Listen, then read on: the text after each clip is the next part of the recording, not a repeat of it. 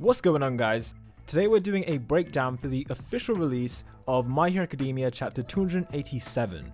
As you're about to see, this is genuinely one of the most important chapters ever, as we get a solid understanding about why the Vestiges exist, and also whether One For All can be stolen, as well as an insight into Dabi's plan, which I've kind of like pieced it together based on information from chapter 271, and also something he mentioned over 200 chapters ago now. So yeah, that's going to be at the end of the video, so be sure to stick around for that.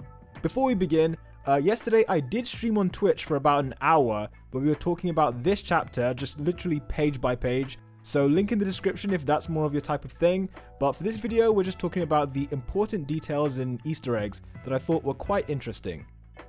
To start things off, All For One gives us a massive info dump towards the start of this chapter that finally clarifies the origin of the Vestiges. He begins by explaining that over the years, whenever he's stolen a quirk from someone, the original user would sometimes appear to him in dreams and basically terrorize him and throw abuse at him like an angry ghost or something. However, once he would get rid of the quirk in question, the former owner would stop haunting him, which led to a realization. Every quirk factor that exists contains a copy of the user's consciousness.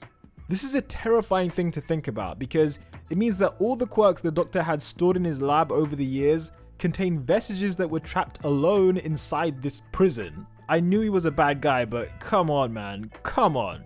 Anyway, because of this revelation, quirks like One For All and All For One are perfect for storing these consciousnesses, which is why All For One was so certain that his little brother was inside One For All. For the longest time, we never knew why the vestiges were a thing, especially in the case of All Might, for example, because, you know, All Might is very much still alive, and yet he still had a vestige inside One For All. And now we have confirmation that you don't have to be dead to have a vestige, because every single quirk contains these consciousnesses.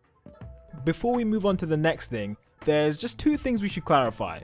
Number one is that based on everything I just said, for All For One that we see right here, he is also, by definition, a vestige. Shigaraki was given the original All For One quirk, which we now know contains a copy of AFO's consciousness, and that is what we're seeing here. We're seeing a copy. So the real All For One is still in Tartarus in both body and mind, and yeah, like I said, this is just a copy of his consciousness. Following on from that, point number two is that we now know beyond a shadow of a doubt that the vestiges are always watching and are more powerful than we thought.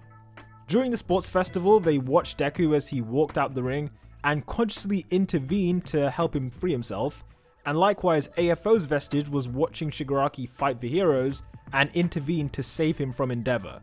There are other examples of this, including, you know, just before Shigaraki destroyed Jakku Hospital, the first user of One For All appeared to Deku. But the point is that they're constantly aware of what's going on, and if they want to, they can take control and intervene if they choose to do so. Luckily for Deku though, his vestiges are a lot nicer than Shigaraki's one, so yeah, I doubt the One For All users will be taken over, but it seems, you know, that they could do that if necessary. Imagine the final fight of this series was just All Might versus All For One, but they were using the bodies of their successors to fight instead. That'd be terrible, but it'd be kind of funny. Okay, so moving on now. Can One For All be stolen? We all remember All Might saying that it couldn't be transferred unless the user wants it to happen, but in this chapter, AFO straight up confirms on 3 separate occasions that with enough power, enough rage, AFO can steal One For All. I will say that All Might wasn't lying at the time, because the rule that it can't be taken does technically still exist, it's just that with enough power you can override it. Luckily, during this chapter it was not taken, due to the fact that the All For One quirk hadn't yet fully absorbed into Shigaraki. Because Shigaraki has the search quirk, it's just not safe for anyone involved to have Midoriya go back to UA. It'd just be way too easy for the villains to find him when they want to. And also, UA might not even be a thing depending on what Dabi's planning to do. Back in chapter 82, a clone of Dabi revealed how, in his opinion, the 2 most trusted foundations of Hero Society were UA and the symbol of peace, which was All Might. Furthermore, during the war arc, when Dabi saw Tokiyami on the battlefield, he remarked how tacky it was that UA had students on the front line. Also, another thing to consider, just before I tell you what I think his plan is that out of all the heroes since All Might's retirement, Best Genius is the one with the highest popularity rating, so most people in the public prefer Best Genius as their favorite hero. With that said, this is what I think Dabi is planning.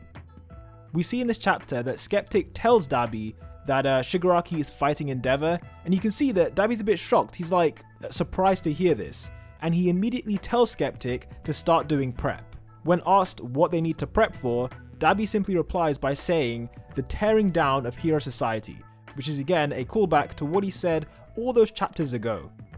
Dabi can accomplish his mission of destroying the public's trust in UA by revealing that during this war, UA put actual students on the battlefield against these villains.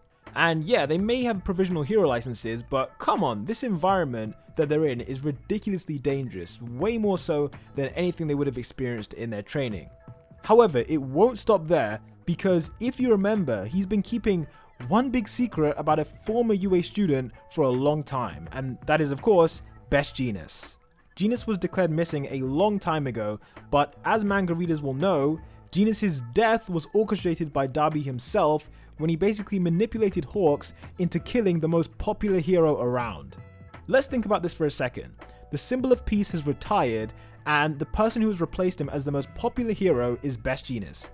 That person is then killed by another pro hero.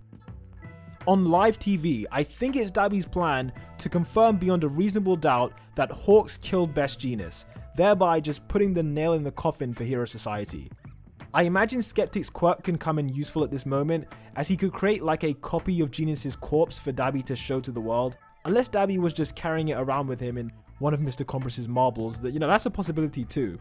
But either way, we will finally get the confirmation that Genius is dead. Honestly, it's just going to be a massive uproar, it's going to be massive controversy, and then when you add on top of that Endeavor is the father of Dabi, when he reveals that on TV, I mean, I really appreciate Dabi's patience, because we see he's been playing the long game. All the way back 200 chapters ago, he revealed what he was trying to do, and he's just been playing a really long game, manipulating Hawks, holding on to his information about Endeavor, and now it's all culminating in this moment where he's going to reveal everything.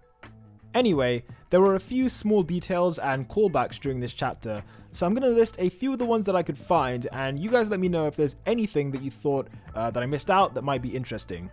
To start with, we get this moment in the Vestige world where Deku moves without thinking and tries to save Shigaraki from being absorbed.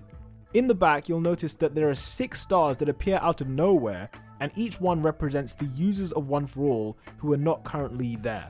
Obviously, Nana Shimura and All For One's brother were already next to Deku, so it's interesting that the other users would appear in the form of stars at the exact moment that Midoriya gains the power to move in this world. I didn't notice these stars when I was doing the live reading, but afterwards when I checked it again, I did see it, so I thought it was worth mentioning. Next up, we get this subtle confirmation from All For One that it was him who killed his own brother. We never really knew how the first user died, but AFO straight up says in this moment that both Nana Shimura and his brother fell to him. And we all know how it turned out for Nana Shimura, so the implication is clear. This wording of falling to All For One, not only does it imply death, but also when we think about who All For One's brother is, he's not a person who's ever submitted to All For One. Even when he was forced to take the stockpiling quirk, which eventually became One For All, he still managed to turn that into something against his brother by passing it to the second user, who passed it to the third user, and eventually it led to All Might, who then defeated All For One. So even in death, All For One's brother never submitted to his older brother. So I think the only way that this can be interpreted is that, yeah, All For One just killed his brother. Additionally, we get this moment with Toga and Mr. Compress, in which he catches her looking for Ochako and Deku among all the destruction. Essentially, what Toga wants to know is where heroes draw the line when it comes to who they should save and who they can kill. Back in the provisional license exam, Deku saved Toga during the exercise, and at the time she was pretending to be Ochako. Now this was interesting because Deku knew full well that it wasn't really Ochako, but he still helped her anyway, which is something that really intrigued her, as you can see in this panel right here. She repeats this same line again in the present day, talking about where do they draw the line, because back in the exam, she was asking him, do you just save anyone, or is there a line that you draw? And now she's asking, she wants to work out whether they'd be willing to kill her in the same way that Hawks killed twice. But with that said, that's everything I had for this video. Like I said, link is in the description if you want my live reaction to all of the pages from this chapter. I'll be doing another live reaction this Friday on Twitch for chapter 288. So until then, peace out.